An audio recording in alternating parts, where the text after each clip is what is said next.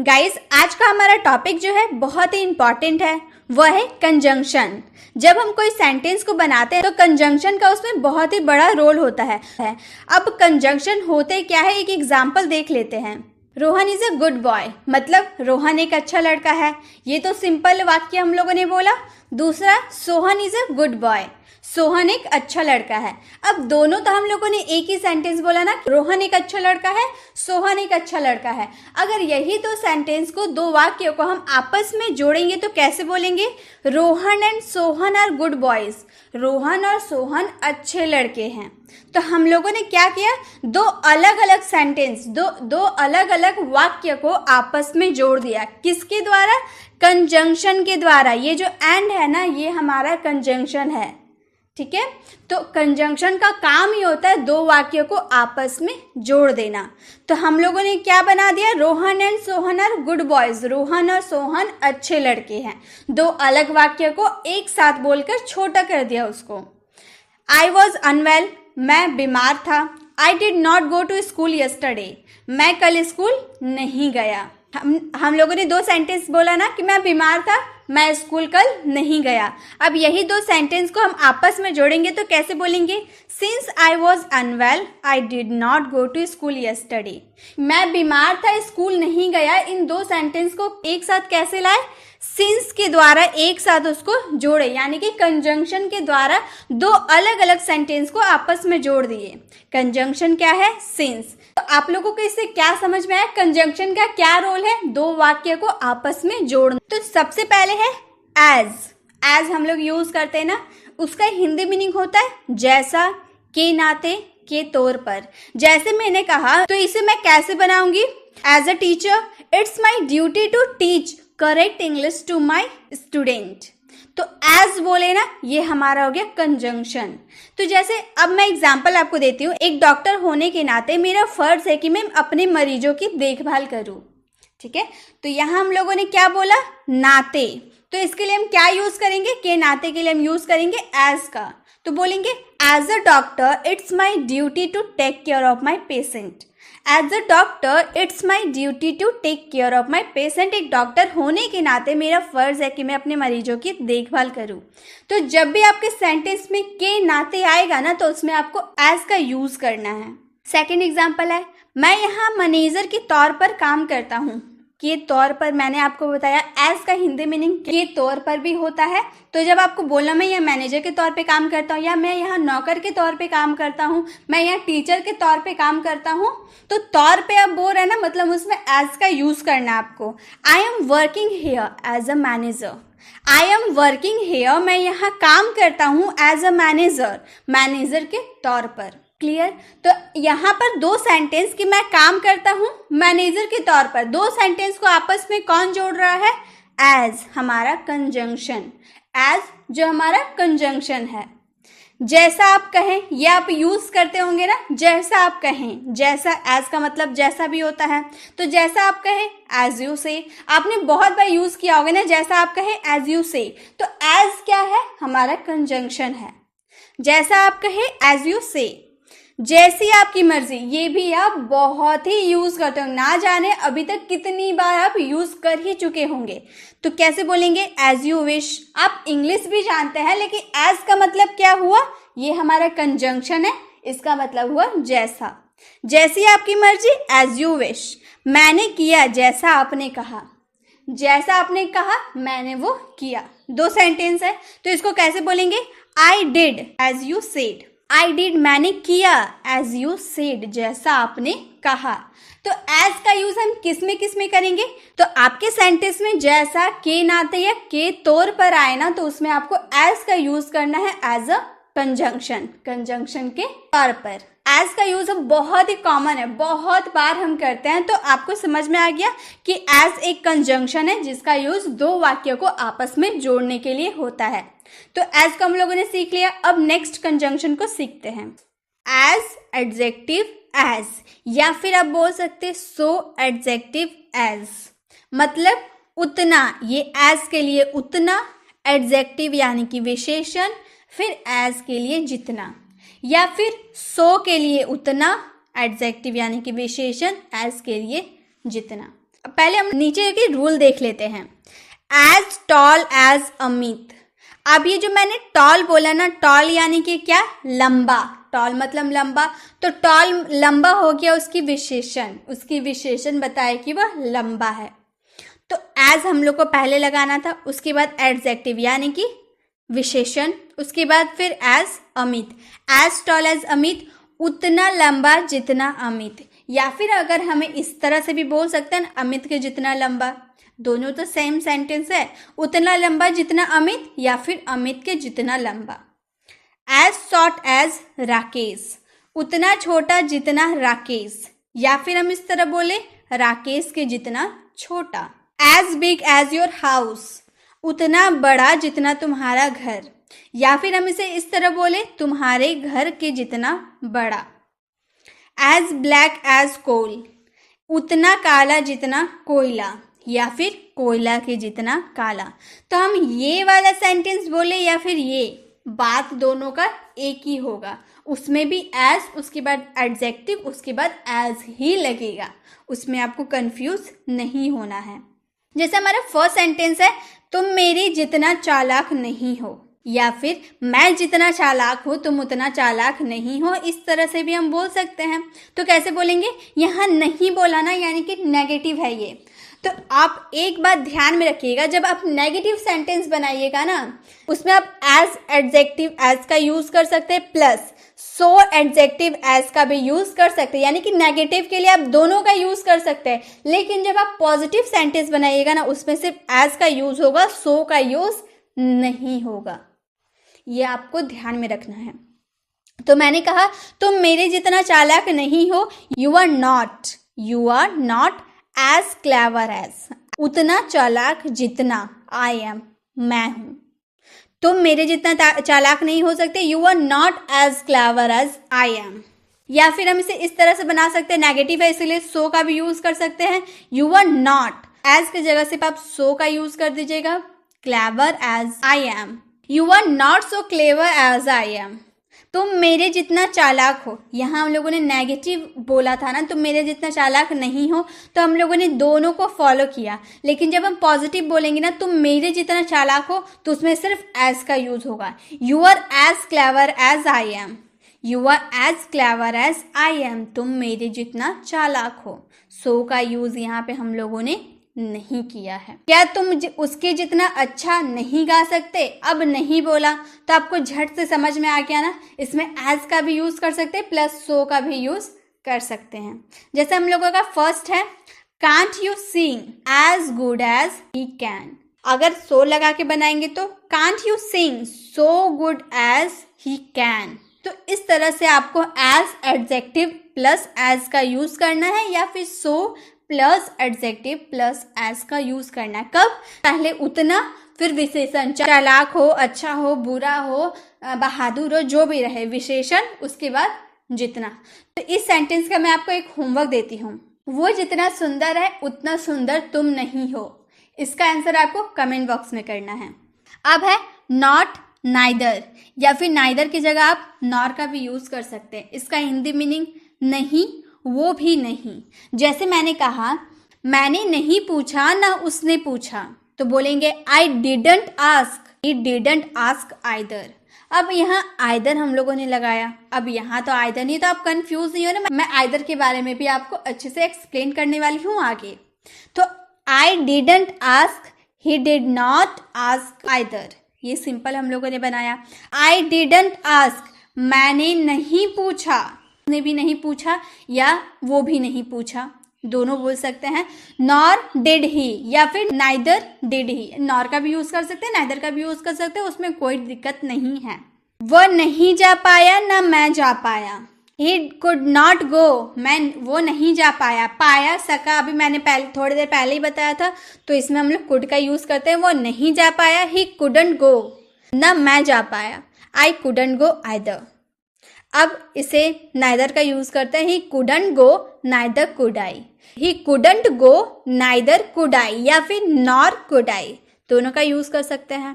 तुम नहीं आते, वो भी नहीं आता, तुम नहीं आते हो तो भाई वो भी नहीं आता है। You don't come, he doesn't come either, you don't come, he doesn't come either, या फिर you don't come, neither does he, या फिर नॉर डज ही। तो तुम नहीं आते, वो भी नहीं आता, you don't come, neither does he. तो नॉट और नाइदर या फिर नॉर का यूज आपको ऐसे सेंटेंसेस में करना है ना, जिसमें फर्स्ट सेंटेंस में आप क्या बोल रहे हैं कि मैंने नहीं पूछा, वो भी नहीं पूछा, मैंने नहीं खाया, वो भी नहीं खाया, मैं नहीं जा पाया, वो भी नहीं गया। तो ऐसे सेंटेंस में ना आपको नॉट और नाइदर का यूज करना है। अब है नाइदर नॉर। अब आप बोलेंगे मैम इससे पहले तो आपने नाइदर और नॉर के बारे में बताया। तो गाइस इससे पहले हम लोग ने नहीं, वो भी नहीं, हिंदी मीनिंग था नहीं, वो भी नहीं के लिए हम लोग ने नॉट और नाइदर का यूज किया था। यहाँ पे क्या है, ना ये ना वो, नाइदर और नॉर का यूज करना है, नॉट का यूज नहीं हुआ है। तो ये कैसे सेंटेंस में आते हैं, ना तुम गलत है ना वो, ना ये ना वो, ना तुम गलत हो ना वो। तो बोलेंगे neither you are wrong nor he is, neither you are wrong nor he is. मैं ना दिल्ली जाऊंगा ना Mumbai, I will neither go to Delhi nor Mumbai. ना मैं दिल्ली जाऊंगा ना वो, neither I will go to Delhi nor he will. ना मैंने उससे पूछा ना उसने मुझे बताया, ना पूछे ना वो बताया। तो neither I ask him nor he told me, neither I ask him nor he told me, ना मैंने उससे पूछा ना उसने मुझे बताया। तो जब ऐसे सेंटेंस आप बोलेंगे ना मैं ये खाया ना वो, ना मैं यहाँ जा पाया ना वहाँ, तो ऐसे सेंटेंस में आपको नाइदर का पहले यूज करना है, उसके बाद आप नॉर का यूज करना है। पहला जो आप सेंटेंस बनाओगे ना तुम गलत हो, नाइदर यू आर रॉन्ग, पहला सेंटेंस हो गया, ना वो नॉर ही इज। तो ऐसे नाइदर और नॉर का यूज करना है आपको सेंटेंस में। अब आगे देखते हैं। अब है आइदर और, या तो ये या तो वो। अब मैंने आपको बताया था आइदर के बारे में मैं आपको बताऊंगी। तो जैसे आपको बोलना हो या तो राम जाएगा या फिर मैं, या फिर वो मम्मी के साथ जाएगा या मैं, तो इस वाले सेंस में ना आपको आइदर और का यूज करना है। कैसे, आइदर राम विल गो और आई विल, या तो राम जाएगा, आइदर राम विल गो, या फिर या के लिए और मैं जाऊंगा, आई will. Either Ram will go और आई विल, या तो राम जाएगा या फिर मैं, या तो तुम गलत हो या वो, either you are wrong or he is, either you are wrong or he is. मैं या तो दिल्ली जाऊंगा या Mumbai, I will either go to Delhi or Mumbai, I will either to go to Delhi या मुंबई। या तो तुम वहां जाओ या मुझे जाने दो, आइदर या तो तुम वहां जाओ, यू गो देयर, या और मुझे जाने दो, लेट मी गो। या तो तुम वहां जाओ या मुझे जाने दो, आइदर यू गो देयर और लेट मी गो। तो आइदर और का यूज कब करना है, जब आपके सेंटेंस में या तो ये या तो वो। तो ऐसे वाले सेंटेंस में ना आपको आइदर और का यूज करना है। एज सून एज, जैसा ही, ये हम लोगों ने बहुत सुना है। स्टूडेंट लाइफ से लेकर अभी तक हम लोग ये पढ़ते आ रहे हैं इंग्लिश ग्रामर में कि कंजंक्शन क्या होता है, एज सून एज, जैसा ही, या फिर आप कह रहे ज्यों ही, जैसा ही या ज्यों ही, बात एक ही है। इसके लिए हम द मोमेंट का भी यूज करते हैं। एज सून एज की जगह आप द मोमेंट का भी यूज कर सकते हैं। कैसे करेंगे वो भी मैं आपको बताती हूँ। जैसे ही मैं तुझे कॉल करूँ तो निकल जाना। आपका फ्रेंड बोल रहा कि हम कहीं बाहर जाएंगे, जैसे मैं कॉल करूंगी तुम बाहर निकल जाना। तो बोलेंगे एज सून एज, जैसे ही या ज्यों ही मैं कॉल करूँ, आई कॉल यू, यू लीव, तुम निकल जाना। जैसे ही मैं तुम्हें कॉल करूँ तुम निकल जाना, as soon as I call you, you leave. Next, अब हम लोगों ने एज सून एज तो लगा दिया, अब द मोमेंट लगाकर कैसे बनाएंगे। तो जहां आपने एज सून एज लगाया ना, वहां पे आपको द मोमेंट लगाना है। द मोमेंट, जैसे ही मैं तुम्हें कॉल करूँ, आई call you, you leave. The moment I call you, you leave, जैसे ही मैं तुम्हें कॉल करूँ तू निकल जाना। क्लियर। एज सून एज लगा के भी हम ये सेंटेंस को बना सकते हैं, द मोमेंट लगा के भी हम ये सेंटेंस को बना सकते हैं। जैसे वो आया मैं चला गया, ये पास्ट इंडेफिनिट का है ना, जैसे ही वो आया मैं चला गया। As soon as he came, I left, as soon as जैसे ही कैम वह आया, मैं चला गया, आई लेफ्ट। अब द मोमेंट लगा के बोलेंगे द मोमेंट जैसे ही या ज्यों ही कैम वह आया, आई लेफ्ट मैं चला गया। अब है जैसे ही वह आएगा मैं ऑफिस निकल जाऊंगा। अब मैंने बोला जैसे ही वह आएगा, आएगा गागेगी आएगा, तो यहाँ पे तो हम लोग को विल लगाना था, हम लोगों ने विल क्यों नहीं लगाया? तो गाइस उसका भी एक रूल है, वो रूल ये है we will have to use present indefinite tense with as soon as when we speak about the future we should not use will। अगर आप फ्यूचर की भी बात कर रहे हैं ना तो as soon as के साथ आपको प्रेजेंट इंडेफिनिट को ही फॉलो करना है, फ्यूचर में इसका यूज नहीं होगा, इसमें विल का यूज नहीं करना है। क्लियर? तो हम लोगों ने क्या कहा, जैसे ही एज सुन एज वो आएगा, he comes, he third person singular था इसीलिए कम का हम लोग कम्स कर दिए। मैं ऑफिस के लिए निकल जाऊंगा, आई leave for the office, I leave for the office. यहाँ पे हम लोग नहीं चेंज करेंगे बट यहाँ पे हम लोगों ने आई विल यूज कर दिया। As soon as he comes I leave for the office. अब द मोमेंट लगा के बोलेंगे the moment he comes I leave for the office, the moment he comes I leave for the office। तो आपने इसमें क्या समझा? आपको रूल हमेशा याद रखना है, फ्यूचर की भी बात करें ना प्रेजेंट इंडेफिनिट टेंस को फॉलो करना है, फ्यूचर में विल नहीं लगाना है। भले आप फ्यूचर की बात करें लेकिन आपको विल नहीं लगाना है, ये आपको ध्यान में रखना है। तो एज सुन एज को भी हम लोगों ने जान लिया, एज सुन एज की जगह हम द मोमेंट का भी यूज कर सकते हैं एज सुन एज को हटाकर। ये मैंने आपको सिर्फ कॉन्सेप्ट समझाया, लेकिन जब हम इसकी प्रैक्टिस करेंगे ना तो मैं और भी इस पर एग्जाम्पल दूंगी और जल्द ही मैं इसकी प्रैक्टिस क्लास आप लोगों के लिए लेकर आऊंगी ताकि आप ये कॉन्सेप्ट आपको याद हो जाएगा तो आप प्रैक्टिस बहुत ही आसानी से कर पाइएगा। नेक्स्ट है हमारा as well as. As well as means साथ ही साथ, एज वेल एज मीन्स साथ ही साथ, जैसे वो साथ ही साथ उसकी 3 बहनें अमेरिका जा रही है, मतलब आप अमेरिका जा रहे हैं और आपके साथ 3 बहन भी जा रही है, तो मैं क्या बोलूंगी, वो और साथ ही साथ उसकी 3 बहनें अमेरिका जा रही है। कैसे बोलेंगे? वो के लिए तो ही, साथ ही साथ के लिए क्या लगाएंगे, एज वेल एज। ठीक है, साथ ही साथ के लिए एज वेल एज। उसके बाद उसकी 3 बहनें, हिज 3 सिस्टर्स अमेरिका जा रही है, is going to America. He as well as his 3 sisters is going to America. वह साथ ही साथ उसकी 3 बहनें भी अमेरिका जा रही है। रवि पढ़ा लिखा है, साथ ही साथ उसके माता पिता भी पढ़े लिखे हैं, तो इसे हम कैसे बोलेंगे, रवि इज एजुकेटेड। रवि पढ़ा लिखा है, साथ ही साथ एज वेल एज उसके माता पिता भी पढ़े लिखे हैं, his parents are also educated. Ravi is educated as well as his parents are also educated. Ravi पढ़ा लिखा है, साथ ही साथ उसके माता पिता भी पढ़े लिखे हैं। वो अच्छा फुटबॉल खेलता है, साथ ही साथ वो क्लास में फर्स्ट भी आता है, मतलब वो फुटबॉल खेलने में भी अच्छा है और पढ़ाई में भी अच्छा है, तभी तो वो क्लास में फर्स्ट आता है। तो इसे हम कैसे बोलेंगे, he plays football very well. वह फुटबॉल खेलने में अच्छा है, साथ ही साथ एज वेल एज वह क्लास में फर्स्ट भी आता है, he stands first in the class. He stands first in the class, वह क्लास में फर्स्ट भी आता है। अब गाइस यहाँ पर एक छोटा सा रूल है, उसे आप ध्यान दीजिए। When 2 subjects are joined with as well as the verb of the sentence should be used as पर द फर्स्ट सब्जेक्ट। जैसे मैं एक सेंटेंस बोलती हूँ, मैं साथ ही साथ मेरे दोस्त भी यहाँ है, तो इसे मैं कैसे बोलूंगी, आई क्या हो गया, सब्जेक्ट, मैं सब्जेक्ट हो गई।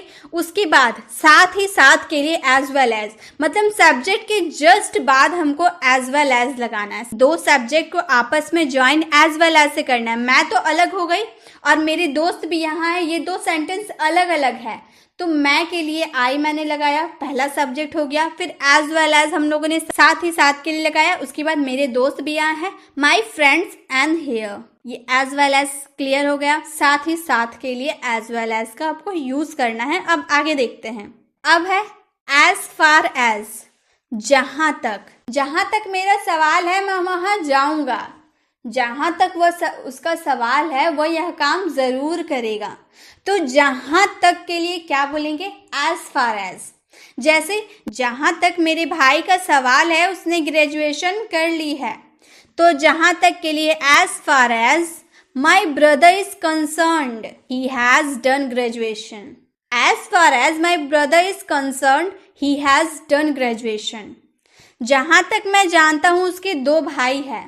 जहां तक के लिए as far as I know, मैं जानता हूं उसके 2 भाई है. He has 2 brothers. जहां तक मुझे पता है उसकी शादी हो चुकी है. ये भी सेंटेंस आप काफी यूज करते होंगे ना. जहां तक मुझे पता है उसकी शादी हो चुकी है. As far as I know he is married. As far as I know he is married. जहां तक मेरा परिवार का सवाल है, मम्मी पापा के अलावा मेरी 2 बहनें हैं. As far as, जहां तक के लिए as far as my family is concerned, apart from mommy and papa, I have 2 sisters. As far as my family is concerned, apart from mommy and papa, I have 2 sisters.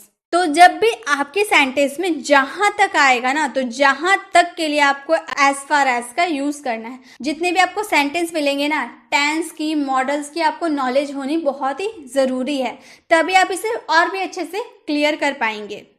तो जहां तक के लिए आप क्या बोलेगा? As far as. अब है बाय द टाइम, यानी कि जब तक. जब तक तुम ये काम करोगे मैं पढ़ चुका हूँगा. या as long as, while, till the time, इसका मतलब भी होता है जब तक. जैसे मैं कहूँ जब तक वो आया मैं जा चुका था. जब तक वह आया मैं जा चुका था.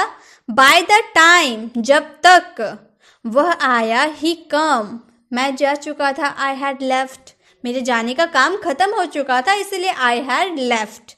जब तक वो आया मैं जा चुका था. by the time he come, I had left. जब तक आप अंग्रेजी सीखेंगे मैं डांस सीखूंगा. अब यहाँ पर एक बात ध्यान दीजिए, यहाँ हम लोगों ने बाय द टाइम क्यों नहीं लगाया? जब आप सेंटेंस में ये ऐसे बोलोगे ना, जब तक वो आएगा मैं जा चुका था, लेकिन यहाँ पे आप क्या बोल रहे हैं? जब तक आप अंग्रेजी सीखेंगे, मतलब मान लीजिए अगर आप 9 से 10 बजे तक अंग्रेजी सीख रहे हैं, तो मैं 9 से 10 बजे तक डांस सीखूंगा. तो जब ऐसे ही जब तक आप अंग्रेजी सीख रहे हैं, वो डांस सीख रहा है, सीखूंगा बोल रहा, तो उस वाले सेंस में ना आपको एज लॉन्ग एज या फिर वाइल का यूज करना है. क्लियर? जब तक आप अंग्रेजी सीखोगे मैं डांस सीखूंगा, दोनों आप फ्यूचर की बात कर रहे हैं, दोनों काम साथ में होगा. तो बोलेंगे as long as you learn English, I will learn dance. या फिर आप एज लॉन्ग एज का जगह वाइल का भी यूज कर सकते हैं. While you learn English, I will learn dance. इस तरह से जब बोलना हो, जब आप कुछ करो और उसी टाइम दूसरा कुछ वो कर रहा है, तब आपको उसमें एज लॉन्ग एज और वाइल का यूज करना है. बाय द टाइम का यूज नहीं करना है. जब तक तुम यहाँ हो मैं रुकूंगा. एज लॉन्ग एज, जब तक के लिए एज लॉन्ग एज तुम यहाँ हो, यू आर हियर, मैं भी रुकूंगा. I also stay, I also stay. या फिर वाइल का यूज करेंगे तो while you are here, I'll also stay. क्या बोले हम लोग? जब तक तुम यहाँ हो मैं भी रुकूंगा. As long as you are here, I'll also stay. While you are here, I'll also stay. जब तक तुम मेरे साथ हो मैं लड़ता रहूंगा. तो इसे बोलेंगे as long as you are with me, I'll keep fighting.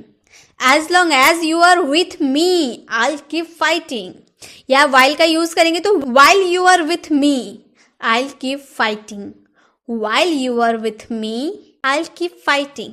तो by the time, as long as, while, till the time, इस सब के लिए हम जब तक यूज करते हैं. लेकिन सेंस इतना है कि दोनों का सेंटेंस अलग होता है पहचानने का. वो आपको अभी तो मैंने एक एक एग्जांपल दिया सबके, इसलिए आप थोड़े से कंफ्यूज जरूर होंगे. लेकिन जब मैं प्रैक्टिस वाली क्लास लाऊंगी ना, तो इससे ज़्यादा सेंटेंसेस रहेंगे. आपको प्रैक्टिस करने के लिए बहुत ही ज़्यादा टाइम रहेगा, बहुत ही ज़्यादा सेंटेंस रहेगा. आप आराम से सारे कॉन्सेप्ट को, ये वाले कॉन्सेप्ट आप बस याद कर लीजिए कि बाय द टाइम यानी कि जब तक के लिए क्या लगाएंगे? By the time. अगर आपको ये याद रहा ना, तो जब मैं आपको प्रैक्टिस करवाऊंगी ना, तो आप मेरे साथ बहुत ही आसानी से प्रैक्टिस करते हुए चलेंगे. अब है एज इफ या फिर एज दो. ऐसे मानो, ऐसे जैसे कि. समझ में नहीं आया ना मैंने क्या बोला? एग्जाम्पल से समझते हैं. तुम तो हमें ऐसे बता रहे हो जैसे कि तुम्हें सब पता है. ऐसे बता रहे हो जैसे कि तुम्हें सब पता है. तुम ऐसे रो रहे हो जैसे कि उसने तुम्हें कितना पीटा है. तो ऐसे वाले सेंटेंस में ना आपको एज इफ का यूज करना है. कैसे करना है? यू आर टेलिंग अस, तुम ऐसे बता रहे हो जैसे कि, एज इफ तुम्हें सब पता है, यू नो एवरीथिंग, तुम हमें ऐसे बता रहे हो, यू आर टेलिंग अस जैसे कि, एज इफ तुम्हें सब पता है, यू नो एवरीथिंग। तुम तो ऐसे बात करो जैसे मैं तुम्हारा दुश्मन हूं। यू आर टॉकिंग, तुम ऐसे बात कर रहे हो जैसे कि, एज इफ मैं तुम्हारा दुश्मन हूं, I am your enemy. You are talking as if I am your enemy. तुम तो मुझे ऐसे डांट रहे हो जैसे कि तुम मेरे बॉस हो। तुम तो मुझे ऐसे डांट रहे हो जैसे कि तुम मेरे बॉस हो। You are scolding me as if you are my boss. You are scolding me as if you are my boss. As if के जगह आप एज दो का भी यूज कर सकते हैं। वह मुझसे ऐसे व्यवहार कर रही है जैसे कि मैं उसका नौकर हूं। He was treating me as if, या फिर as though आप वो भी यूज कर सकते हो। I was his servant, मैं उसका नौकर हूं। अब है not only but also, ना केवल ये बल्कि वो भी, ना केवल ये बल्कि वो भी, या फिर यही नहीं वो भी। जैसे वह ना केवल डॉक्टर है बल्कि मेरा भाई है। वह ना केवल डॉक्टर है बल्कि मेरा भाई है। या फिर सेंटेंस को ना आप इस तरह से भी बोल सकते हो, वह डॉक्टर ही नहीं मेरा भाई भी है। He is not only a doctor but also my brother. He is not only a doctor but also my brother. वो ना केवल अंग्रेजी बल्कि हिंदी भी बोल सकता है। या फिर वो अंग्रेजी ही नहीं हिंदी भी बोल सकता है। He can speak not only English but also Hindi. He can speak not only English but also is Hindi. वो ना केवल शिक्षक है बल्कि मेरा दोस्त भी है। या फिर वो शिक्षक ही नहीं मेरा दोस्त भी है। He is not only the teacher but also my friend. He is not only the teacher but also my friend. तो not only और but also का यूज कैसे करना है? ना केवल ये बल्कि वो भी, या फिर नहीं यही नहीं वो भी।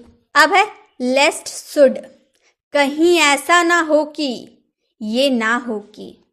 जैसे सही पता लिखो, ऐसा ना हो कि कुरियर कहीं और चला जाए।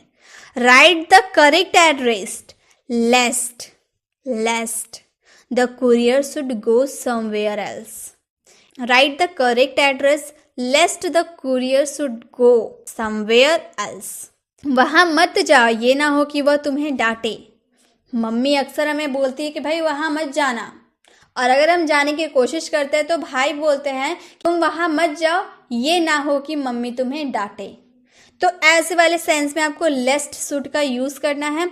Don't go there lest he should scold you. Don't go there lest you should scold you. वहाँ मत जाओ, ये ना हो कि वह तुम्हें डांटे।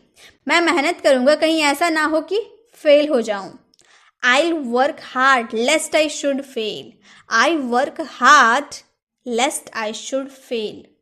तो जब आप सेंटेंस में कहीं ऐसा ना हो, ये हो जाए, तो ऐसे वाले सेंटेंस के लिए आपको लेस्ट शुड का यूज करना है कंजक्शन के तौर पर। अब है अदरवाइज, बहुत यूज होता है, बहुत ही ज्यादा यूज होता है। या फिर और एल्स, नहीं तो या फिर वरना।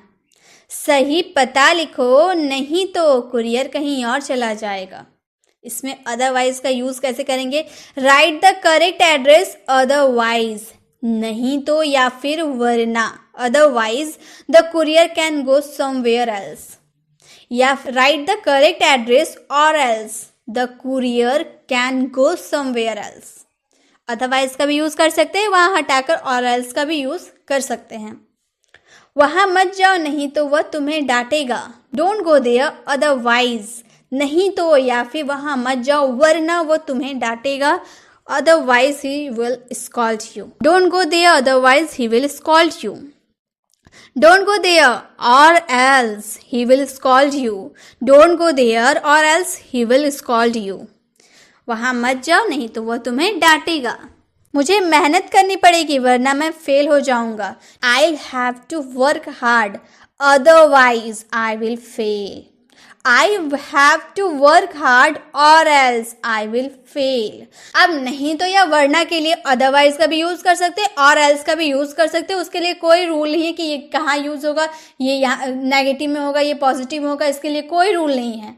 आपको बस अदरवाइज की जगह और एल्स का यूज कर सकते हैं आप अपने सेंटेंस में, उससे कोई दिक्कत नहीं होगा। दोनों का मतलब एक ही होता है, नहीं तो या फिर वरना। किसी को एडवाइस देते बोलते ना तुम ये मत खाओ नहीं तो तुम बीमार पड़ जाओगे, तो ऐसे सेंटेंस के लिए अदरवाइज या और एल्स का आप यूज कर सकते हैं। So that, so as to, ताकि, ताकि भी हम बहुत यूज करते हैं। सही पता लिखो ताकि कुरियर कहीं और ना चला जाए। राइट द करेक्ट एड्रेस ताकि, so that the courier doesn't go anywhere else. Write the correct address so that the courier doesn't go anywhere else। अब इसमें हम so as to का भी यूज तो कर सकते हैं, so that भी यूज कर सकते हैं, so as to का भी यूज कर सकते हैं। तो इसका यूज कैसे करेंगे? Write the correct address so as to let the courier not go somewhere else। Write the correct address so as to let the courier not go anywhere else। तुम ये करो ताकि तुम कह सको कि तुमने कुछ किया है। तुम ये करो ताकि तुम भी कह सको कि तुमने कुछ किया है। Do it so that you could also say that you have done. Do it so that you could also say that you have done something.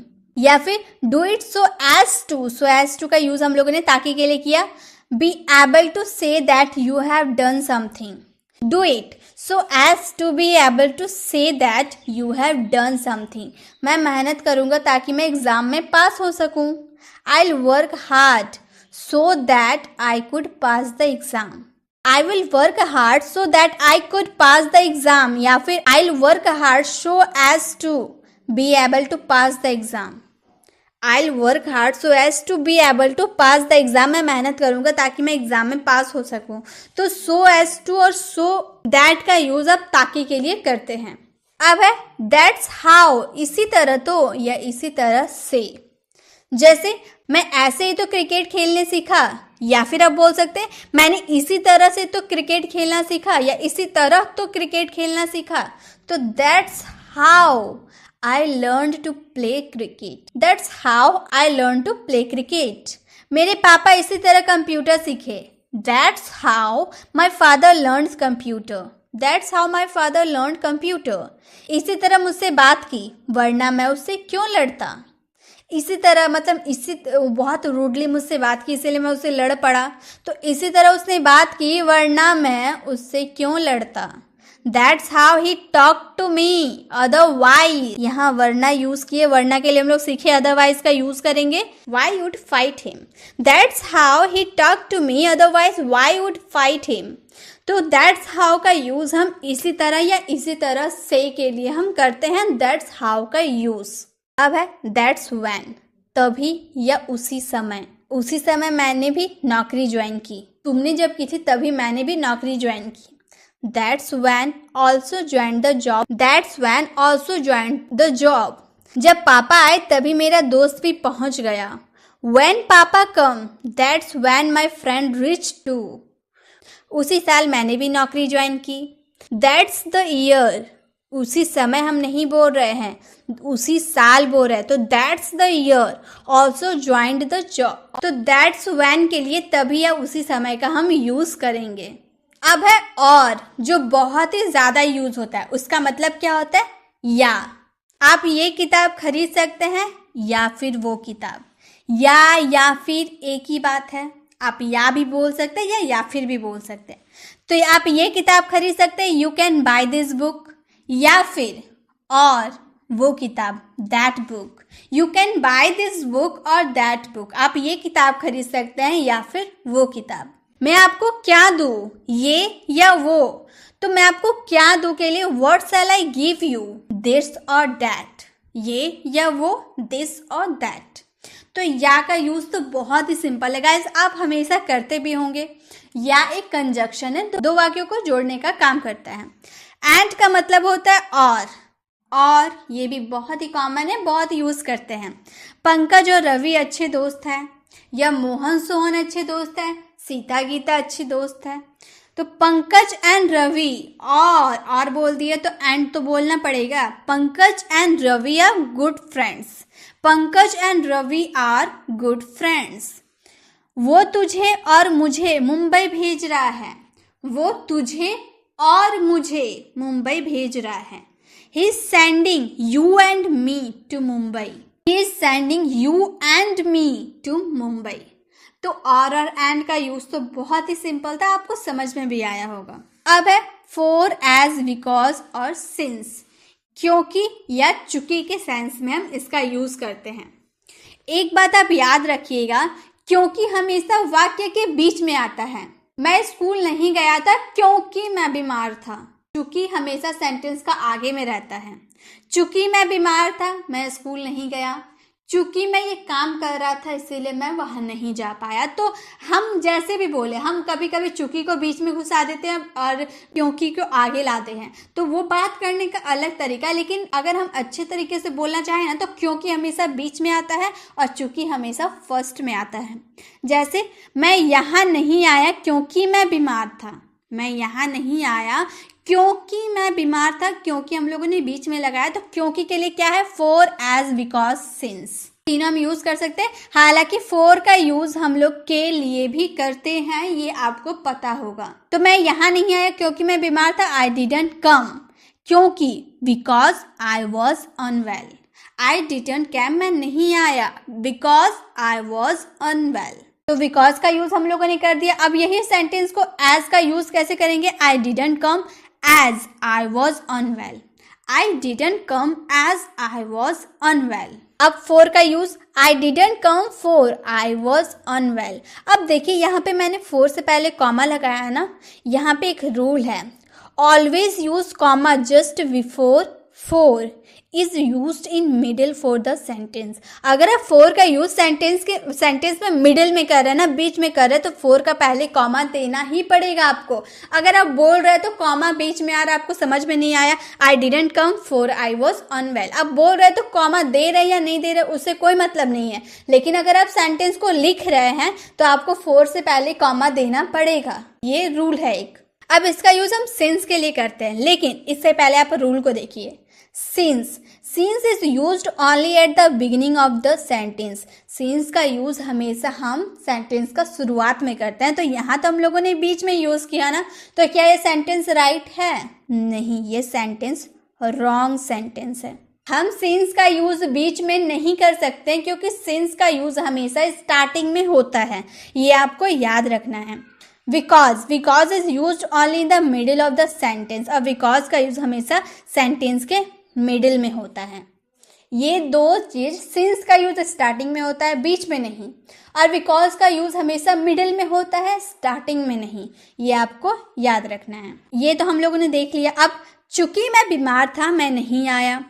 Since I was unwell I didn't come. अब since का use हम लोगों ने starting में किया, यानी कि हम लोग का राइट सेंटेंस है। Since I was unwell I didn't come, या फिर as I was unwell didn't come. As I was unwell didn't come. For I was unwell I didn't come. For का यूज भी हम स्टार्टिंग में कर सकते हैं। अब यहाँ पे हम लोगों ने स्टार्टिंग में किया तो यहाँ तो कॉमा नहीं लगाया, क्योंकि स्टार्टिंग में अगर यूज करें तो वहाँ कॉमा नहीं लगाएंगे, बिल्कुल नहीं लगाएंगे। For I was unwell I didn't come. अब है because I was unwell I didn't come. ये सेंटेंस गलत है, क्योंकि अभी हम लोगों ने देखा बिकॉज का यूज हम मिडिल में ही करते हैं, स्टार्टिंग में नहीं। तो ये हो गया, ये समझ में आ गया। फॉर, एज, बिकॉज और सिंस का यूज हम चूंकि और क्योंकि के सेंस में करते हैं। कैसे करते हैं मैंने आपको बताया, ये रूल बस आपको याद रखना है कि सिंस हमेशा स्टार्टिंग में लगता है, मिडिल में नहीं, और बिकॉज हमेशा मिडिल में लगता है, स्टार्टिंग में नहीं। फॉर का पहले आपको कॉमा लगाना जरूरी है। बोल रहे तो जरूरी नहीं, लेकिन लिख रहे तो जरूरी है फॉर का पहले कॉमा लगाना। बस इतना आपको याद रखना है। अब है हमारा बट, लेकिन, पर, परंतु, सिवाय, अलावा। एक्सेप्ट का यूज कर सकते हैं, बल्कि रादर का भी यूज कर सकते हैं। राम और श्याम अच्छे दोस्त हैं, पर वो एक दूसरे से लड़ते हैं। Ram and Shyam are good friends but they fight with each other. वह बहुत समझदार है, लेकिन उसके पास पैसे नहीं है। He is very intelligent but he doesn't have money. He is very intelligent but he doesn't have money. मैं तुम्हारे घर के अलावा कहीं भी जा सकता हूँ। मैं तुम्हारे घर के अलावा कहीं भी जा सकता हूँ। अलावा के लिए हम बट का यूज़ तो कर ही सकते हैं, प्लस एक्सेप्ट का भी यूज़ कर सकते हैं। आई कैन गो एनीवेयर, मैं कहीं भी जा सकता हूँ, बट या फिर except not your home. I can go anywhere but not your home. मैं कुछ भी कर सकता हूँ सिवाय तुम्हें पीटने का। सिवाय तुम्हें पीटने का यानी कि बट का use. I can do anything but not beat you. I can do anything, मैं कुछ भी कर सकता हूँ सिवाय तुम्हें पीटने का, बट नॉट बीट यू। तो बट की भी यूज़ हम लोगों ने जान लिया। बट का यूज़ भी हम बहुत करते हैं। तो बट का यूज़ आप इस तरह से कर सकते हैं, लेकिन, पर, परंतु, अलावा और बल्कि के लिए बट का यूज़। अब जहाँ भी आपका बल्कि होगा आप रादर का भी यूज़ कर सकते हैं। अब है also, even, either, too, as well. इसका एक ही मीनिंग होता है भी के लिए आप इन सब का यूज कर सकते हैं। सबसे पहले हम रूल को देख लेते हैं। Also is generally not used in negative sentence. Also का यूज हमेशा पॉजिटिव सेंटेंस के लिए कीजिएगा, नेगेटिव में उसका यूज नहीं होता है। Even, to and as well are used in both positive negative sentence. Even, to, as well का यूज आप पॉजिटिव और नेगेटिव दोनों में कर सकते हैं। आइदर का यूज हमेशा नेगेटिव सेंटेंस में करेंगे, पॉजिटिव में नहीं। Also is use after the helping verb and before the main verb.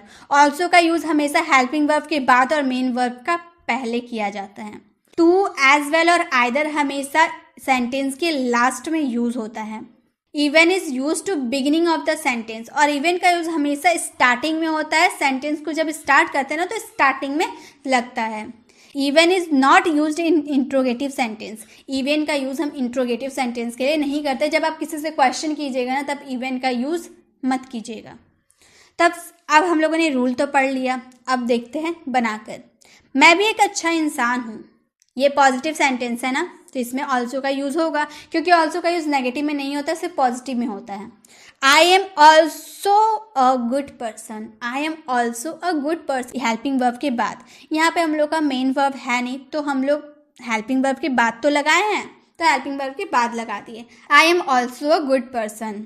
अब इवन का यूज हमेशा स्टार्टिंग में करेंगे, तो स्टार्टिंग में हम लोगों ने कर दिया even I am a good person. Even I am a good person. अब टू और एज वेल का हमेशा यूज लास्ट में करते हैं। ये भी हम लोगों ने देखा ना, हमेशा लास्ट में टू, एज वेल और आइदर का यूज होता है। अब आइदर तो इसमें लगेगा नहीं, क्योंकि वो नेगेटिव में सिर्फ लगता है, पॉजिटिव में आइदर नहीं लगता है। तो टू का यूज देखते हैं। I am a good person too. I am a good person too. I am a good person as well. तो एक सेंटेंस हम लोगों ने बोला मैं भी एक अच्छा इंसान हूँ, उसका कितना तरह से हम बना सकते हैं बताइए। इतनी तरह से बना सकते हैं, तो आप कोई सा भी याद कर लीजिए। आपको बोलना तो है वही चीज़ कि मैं भी एक अच्छा इंसान हूँ, तो आप कोई सा भी याद कीजिए, ये सारा याद रखिए। आपको जो भी याद आएगा आप उसे बोल सकते हैं। अब मैं भी एक अच्छा इंसान नहीं हूँ, ये मैंने नेगेटिव की बात कर दी, तो यहाँ ऑल्सो तो हरगिज़ नहीं आ सकता। ऑल्सो का यहाँ काम ही नहीं है, तो ऑल्सो हम लोगों ने लाया ही नहीं। इवन का यूज पॉजिटिव और नेगेटिव दोनों में होता है, इसलिए पॉजिटिव में भी किया, अब नेगेटिव में भी करेंगे सेंटेंस के स्टार्टिंग में। Even I am not a good person. Even I am not a good person. अब टू का यूज भी हम लोग नेगेटिव में करेंगे, लास्ट में I am not a good person too. I am not a good person too. I am not a good person as well. I am not good person as well. अब either का use हमेशा हम किस में करते हैं? Negative. Positive में हम लोगों ने किया जी नहीं, पॉजिटिव में आइदर यूज होता ही नहीं है, वो तो नेगेटिव में होता है। तो आई am not a good person either. मैं भी एक अच्छा इंसान नहीं हूँ। तो ये हम लोगों ने देख लिया also, even, either, too, as well का यूज भी सेंटेंस के लिए। और रूल हमेशा आपको याद रखनी है। रूल आप एक काम कीजिए, इसका स्क्रीनशॉट ले सकते, आप उसको याद कर सकते, ताकि जब भी आप ऐसे सेंटेंस को बनाए ना तो आप इजीली उसको बना पाए। अब है सच, इस तरह का। सच इज ऐसे, जैसे कि उदाहरण। उदाहरण देते हैं ना हम लोग, सच एज बोल सकते हैं। इसके लिए हम फॉर एग्जाम्पल भी बोलते हैं ना। मान लीजिए हमें एग्जाम्पल देना होता है तो हम बोलते हैं फॉर एग्जाम्पल। अब उसकी जगह सच एज भी बोल सकते हैं।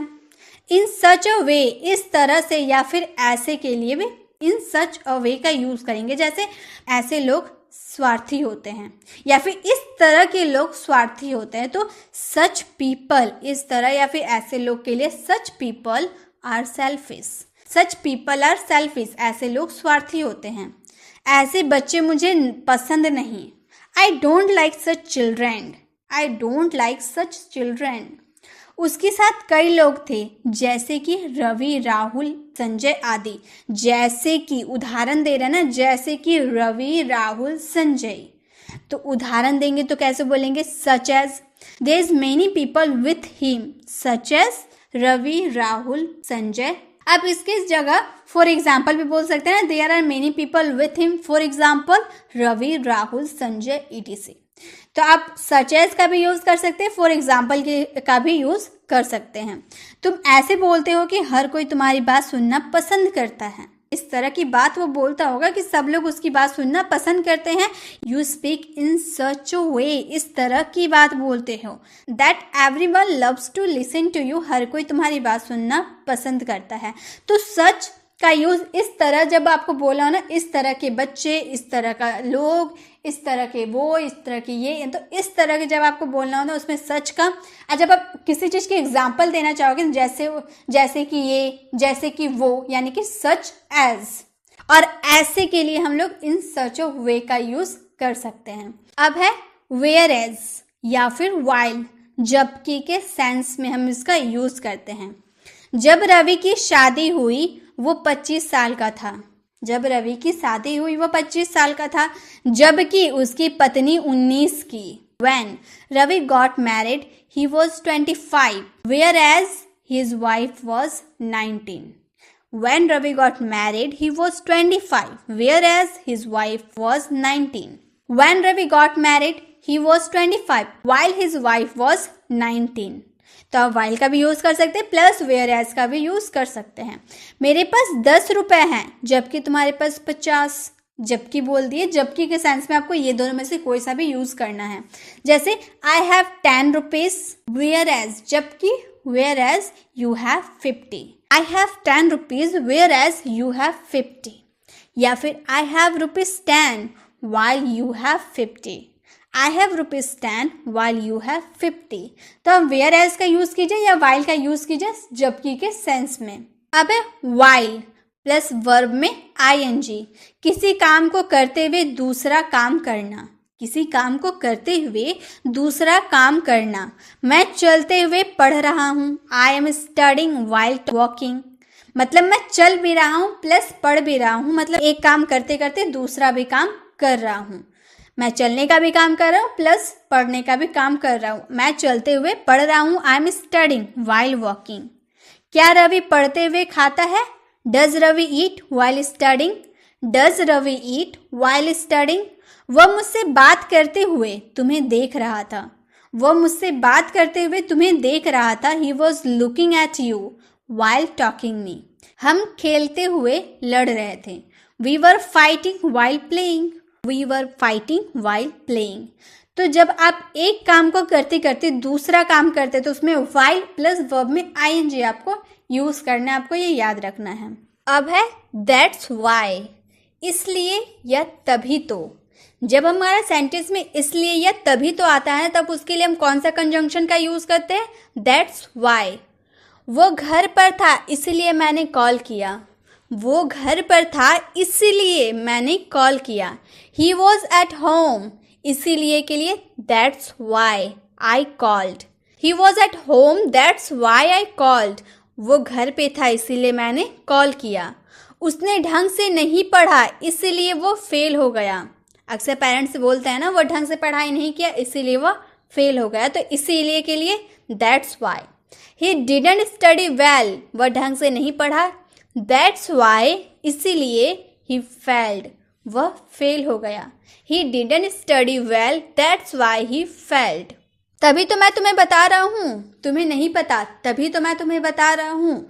तो तभी तो के लिए भी तो हम दैट्स वाई का यूज करते हैं। तो that's why I am informing you, that's why I am informing you, तभी तो मैं तुम्हें बता रहा हूँ। मैं बीमार था इसीलिए मैं नहीं आया, आपसे कोई पूछता है ना कि भाई तुम मेरे घर क्यों नहीं आए थे, तो आप उसे जवाब दे रहे हो मैं बीमार था इसीलिए मैं नहीं आया। दो सेंटेंस, मैं बीमार था, मैं नहीं आया, कौन जोड़ रहा है? इसीलिए, यानी कि दैट्स वाई दो सेंटेंस को आपस में जोड़ रहा है। I was unwell that's why I didn't come, मैं बीमार था इसीलिए मैं नहीं आया। तो दैट्स वाई का यूज इसीलिए या तभी तो के लिए हम करते हैं। अब आगे देखते हैं। अब है दैट्स वेयर, यही तो, वही तो, इसी जगह तो, उसी जगह तो। इन सब के लिए हम दैट्स वेयर का यूज करते हैं। यही तो, वही तो, इसी जगह तो, उसी जगह तो। हम यहीं तो मिले थे उस दिन, हम यहीं तो मिले थे उस दिन। दैट्स वेयर, यहीं तो के लिए that's where we had meet that day, that's where we had meet that day. हम यहीं तो उस दिन मिले थे। मैं वहीं तो जा रहा हूँ, वहीं तो जा रहा हूँ, वहीं तो आएगा that's where. That's where I am going, मैं वहीं तो जा रहा हूँ, that's where I am going. वो उसी जगह तो खड़ा था जिस जगह तुम खड़े थे, तो उसी जगह के लिए दैट्स वेयर। वो उसी जगह तो खड़ा था, that's where was standing, that's where he was standing, उसी जगह तो वो खड़ा था। आप यहीं तो मेरे साथ पिज्जा खाए थे, that's where you had eaten pizza with me, that's where we had eaten pizza with me. आपने यहीं तो मेरे साथ पिज्जा खाया था। तो दैट्स वेयर कब हम यूज करेंगे? जब आपके सेंटेंस में यहीं तो, वहीं तो, इसी जगह तो, उसी जगह आएगा, तब आपको उसमें दैट्स वेयर का यूज करना है। अब है दैट्स whom, यहीं तो, वहीं तो, इसी को, उसी को। किसी सजीव की बात हो रही है ना, इसमें नीचे भी देख लेते, किसी सजीव की बात करेंगे तब। टॉकिंग अबाउट लिविंग बीइंग, किसी सजीव के बारे में बात करेंगे तब। जैसे हम सब मदद के लिए उसी को बुला रहे थे, जो हमेशा जो मदद करता है, हम सब मदद के लिए उसी को बुला रहे थे। दैट्स whom, उसी को, that's whom we all were calling for help, that's whom we all were calling for help। वही लड़का तो मैंने वहां देखा, that's the boy I saw there, that's the boy I saw there. वही लड़का को तो मैंने वहां देखा, उसी की बात तो मैं कर रहा था। That's whom I was talking about, that's whom I was talking about, उसी की तो मैं बात कर रहा था, उसी लड़के की बात तो मैं कर रहा था। ऐसे भी आप बोल सकते हैं कि उसी लड़के के बारे में तो मैं बात कर रहा था। That's the boy I was talking about, that's the boy I was talking about. मैंने उसी को डांटा था, दैट्स whom had scolded, मैंने उसी को डांटा था, वही तो मैंने वहां देखा। That's whom I saw there, that's whom I saw there, उसी को तो मैंने ये काम दिया था। That's whom I had given this task, that's whom I had given this task। जो आपके सेंटेंस में यही तो, वही तो, इसी को, उसी को जब आएगा ना, तो उसमें आपको क्या यूज करना है? That's whom। किसी सजीव की बात करेंगे तब। अब है दैट्स व्हाट, यही तो, वही तो, यही बात तो, वही बात तो। अभी हम लोगों ने यही तो, वही तो किसके लिए देखा था? दैट्स whom के लिए। लेकिन वहां पर क्या था? किसी सजीव की बात करेंगे तब हम दैट्स whom का यूज करेंगे। लेकिन दैट्स व्हाट का यूज हम कब करेंगे? किसी मुद्दे या किसी निर्जीव की बात करेंगे। टॉकिंग अबाउट द इशू और नॉन लिविंग, आप किसी मुद्दे की बात करेंगे तब दैट्स व्हाट का यूज करेंगे, और जब किसी निर्जीव की बात करेंगे तब उसमें दैट्स व्हाट का यूज करेंगे। यही तो मेरे पास नहीं है, मान लीजिए कलम, कार, कुछ भी आपके पास नहीं है, तो आपने बोला यही तो मेरे पास नहीं है, तो that's what I don't have, that's what I don't have, यही तो मेरे पास नहीं है। यही किताब तो मैं ढूंढ रहा था, ये निर्जीव हो गया, तो यह निर्जीव के लिए तो हम दैट्स व्हाट का यूज करेंगे। यही किताब तो मैं ढूंढ रहा था, that's the book I was looking for, that's the book I was looking for. वही बात तो मुझे कंफ्यूज कर रही है, इशू की बात कर दिए, वही बात तो मुझे कंफ्यूज कर रही है। That's what is confusing me, that's what is confusing me, वही बात तो मुझे कंफ्यूज कर रही है। वही तो मैंने देखा, वही तो मैंने वहां देखा। That's what I saw there, that's what I saw there, वही तो मैंने वहां देखा। मान लीजिए आपका फ्रेंड पूछ रहा है कि मेरी पेन कहाँ गई, तो आप उससे बोल रहे ना कि वही तो मैंने देखा। पेन की बात किए, किसी निर्जीव की बात की है, तो आप बोलेंगे that's what I saw there, मतलब वहीं पे मैंने तुम्हारा पेन देखा था, यही तो तुम मुझे समझा रहे थे।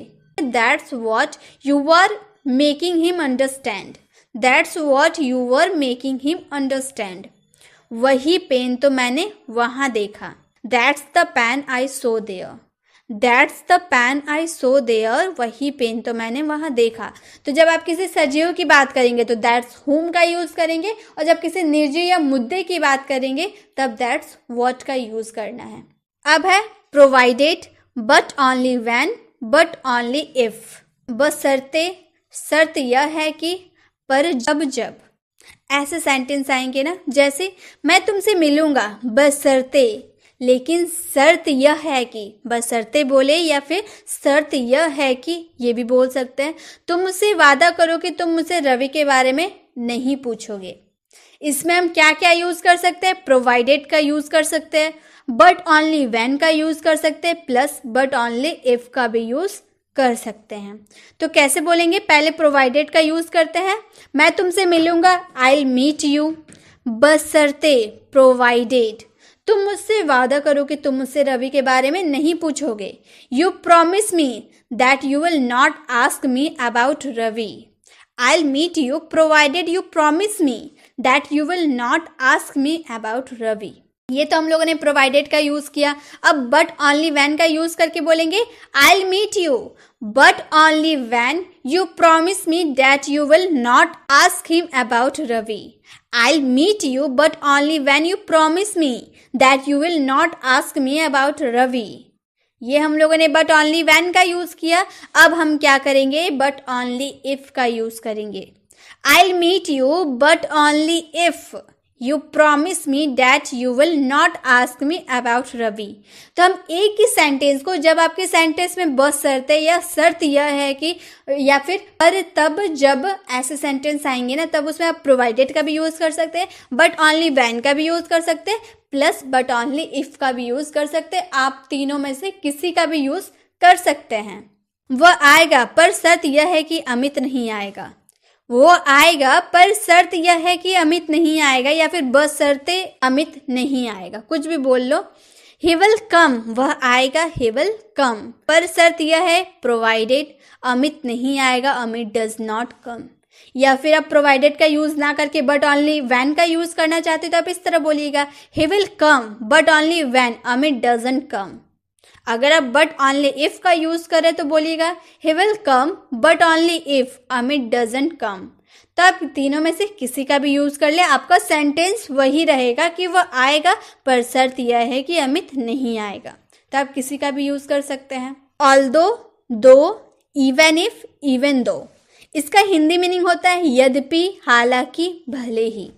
या then also, even then, yet, still, however, nevertheless, फिर भी, तब भी, इसके बावजूद भी। अब ये जो जितने भी मैं आपको हिंदी और इंग्लिश बता रही हूँ ना, ये आपको याद करने पड़ेंगे कि किस में क्या यूज होता है। ये समझने वाला नहीं, याद करने वाली चीज है कि आप यद्यपि के लिए क्या यूज करेंगे, हालांकि के लिए क्या यूज करेंगे, आपको याद करना होगा। इसलिए मैं आपको कॉन्सेप्ट पहले समझा रही हूँ कि आप इसे याद कर लो, उसके बाद जब हम इसकी प्रैक्टिस करेंगे तब आपको इसकी प्रैक्टिस अच्छे से हो जाएगी। जैसे हमारा एग्जाम्पल है, भले ही वो कभी स्कूल नहीं गया फिर भी उसे सब आता है। भले ही वह स्कूल नहीं गया फिर भी उसे सब आता है। भले ही बोल दिया ना, इसलिए हम इस तरह बोल सकते हैं, even if he never went to go to school then also known everything। हालांकि मेरे पास पैसे नहीं है, हालांकि के लिए although, पर इसके बावजूद, इसके बावजूद, yet, इसके बावजूद, yet। हालांकि मेरे पास पैसे नहीं है, although I don't have money, पर इसके बावजूद, yet, मैं तुम्हारी मदद करने की पूरी कोशिश करूंगा। I will try my best to help you। Although I don't have money, yet I will try my best to help you। हालांकि ये मैंने नहीं किया, पर फिर भी आप जो फैसला करें मैं उसे मानूंगा। हालांकि के लिए आप ऑल्दो या फिर दो का भी यूज कर सकते हैं। तो दो हैव नॉट डन इट, मैंने यह नहीं किया। पर फिर भी के लिए आप स्टिल का भी यूज कर सकते हैं, देन ऑल्सो का भी यूज कर सकते हैं, वो आपकी मर्जी है। फिर भी, स्टिल, आप जो भी फैसला ले मैं उसे मानूंगा। Whatever you decide I will accept. Though have not done it, still whatever you decide I will accept. हालांकि मैं बीमार था तब भी मैंने ये काम किया। हालांकि के लिए हम इवन इफ का भी यूज कर सकते हैं, ऑल्दो, दो, इवन इफ, इवन दो, किसी का भी यूज आप कर सकते हैं, आपके सेंटेंस सही रहेंगे। तो हालांकि के लिए हम लोग क्या यूज कर दिए, अब इवन दो का यूज कर दिए। इवन दो वॉज अनवेल, हालांकि मैं बीमार था, तब भी, नेवरथलेस, फिर भी, तब भी, इसके बावजूद के लिए भी। अब then also, even then, yet, still, however, nevertheless सबका यूज कर सकते हैं। तो यहाँ तब भी के लिए नेवरथलेस का यूज किए, I worked. Even though was unwell, nevertheless I worked, हालांकि मैं बीमार था तब भी मैंने काम किया। ऑल्दो, दो, इवन इफ, इवन दो किस में लगेंगे, यद्यपि, हालांकि, भले ही, इन सब के लिए आप किसी का भी यूज कर सकते हैं। और then also, even then, yet, still, however, nevertheless किसके लिए यूज होगा, फिर भी, तब भी, इसके बावजूद भी। आप इनके लिए आप इन सब का यूज कर सकते हैं, किसी का भी। अब है अनटिल, अनलेस, जब तक नहीं, एंड टिल द एंड, जब तक उसने नहीं पूछा हम चुप रहे, जब तक उसने नहीं पूछा हम चुप रहे। तो जब तक, अनटिल का भी यूज कर सकते हैं, अनलेस का भी यूज कर सकते हैं, टिल का भी यूज कर सकते हैं। Until he asked we kept quiet, जब तक उसने नहीं पूछा हम चुप रहे। अब अनलेस का यूज करेंगे, unless he asked we kept quiet. अगर हम टिल का यूज करें, till he didn't ask we kept quiet, till he didn't ask we kept quiet, till the time he didn't ask we kept quiet। तो जब तक उसने नहीं पूछा हम चुप रहे, इसके लिए आप चारों का यूज कर सकते हो, उसमें कोई दिक्कत नहीं है। जब तक आप हाँ नहीं कहेंगे कोई नहीं हिलेगा, जब तक आप हाँ नहीं कहेंगे कोई नहीं हिलेगा। until you say yes nobody will move, until you say yes nobody will move, unless we say yes nobody will move, till you don't say yes nobody will move, till the time you don't say yes nobody will move। तो एक ही sentence को हम कितनी तरह से बना सकते हैं, आपको जरूरी है कि आप एक ही याद करो, सब याद कर लो। आप जब इंग्लिश बोलो, आपके जो मुंह में आए वही आप इंग्लिश बोल दीजिए। अगर आप अनटिल का यूज करना चाहते हैं अनटिल का कीजिए, अनलेस का यूज करना चाहते हैं अनलेस का यूज कीजिए, टिल का यूज करना चाहते हैं टिल का कीजिए, या फिर टिल द टाइम का कीजिए, वह आपकी मर्जी है। बस आपको सारे याद रहेंगे तो आप किसी का भी यूज कर सकते हैं ना। मैंने सभी का एग्जाम्पल देकर आपको समझा दिया। एज येट यानी कि अभी तक, आज तक, till now, by now, so फार, सभी के लिए आप यूज कर सकते हैं। किसका, अभी तक या आज तक के लिए। आज तक चैनल आज तक नहीं, आज तक जो हम बोलते हैं ना वो आज तक। उसने अभी तक होमवर्क पूरा नहीं किया, अभी तक हम बोल रहे हैं, हम बोलेंगे ही has not finished the homework yet, he has not finished the homework yet, उसने अभी तक होमवर्क पूरा नहीं किया। या फिर एज एट का यूज करें तो he has not finished the homework as yet, he hasn't finished the homework till now, he has not finished the homework till now, he has not finished the homework by now, वह अभी तक homework पूरा नहीं किया।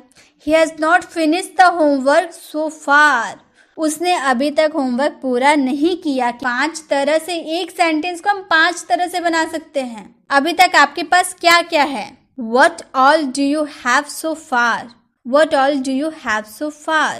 यहाँ पे हम लोगों ने नेगेटिव सेंटेंस बनाया था, यहाँ पे हम लोग पॉजिटिव सेंटेंस बना रहे हैं ना। नेगेटिव सेंटेंस के लिए आप इन 5 का यूज कर सकते हैं, लेकिन जब आप पॉजिटिव बनाएंगे ना तो इन दोनों का यूज नहीं होगा, नहीं होगा। क्लियर, इन दोनों का यूज आपको पॉजिटिव सेंटेंस के लिए नहीं करना है।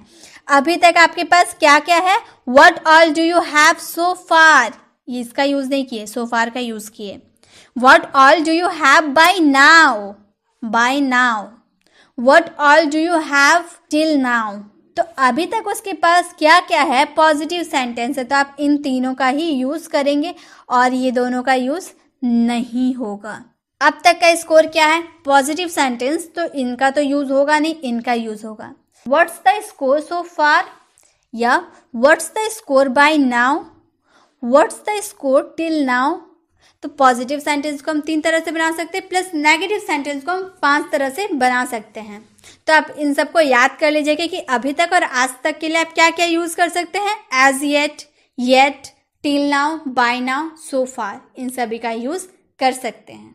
अब है hardly, when, no sooner had then, ही था।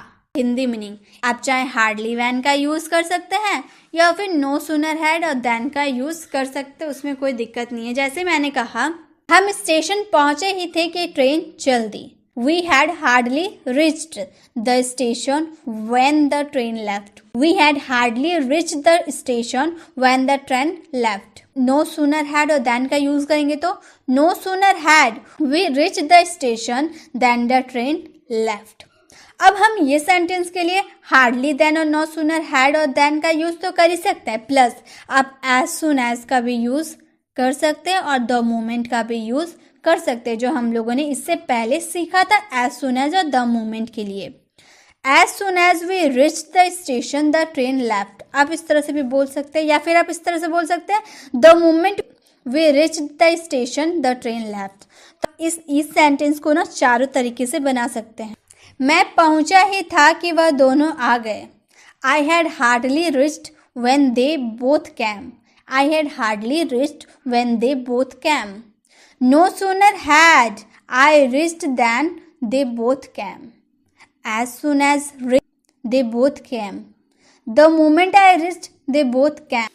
तो आप जब भी ऐसे सेंटेंस बोलेंगे ना, ही था, मैं पहुंचा ही था कि वह चला गया, मैं पहुंचा ही था कि वह स्कूल के लिए निकल गया, तो ही था के लिए आप क्या यूज कर सकते हैं, hardly when, no sooner had then, as soon as या द मोमेंट, आप किसी का भी यूज कर सकते हैं। अब है वेदर, और चाहे वो आए या ना आए, बहुत यूज करते हैं ना, चाहे वो आए या ना आए मैं तो जाऊंगा। Whatever he comes or not will go, चाहे पंकज खेले या ना खेले तुम्हें खेलना चाहिए, चाहे पंकज खेले या ना खेले तुम्हें खेलना चाहिए।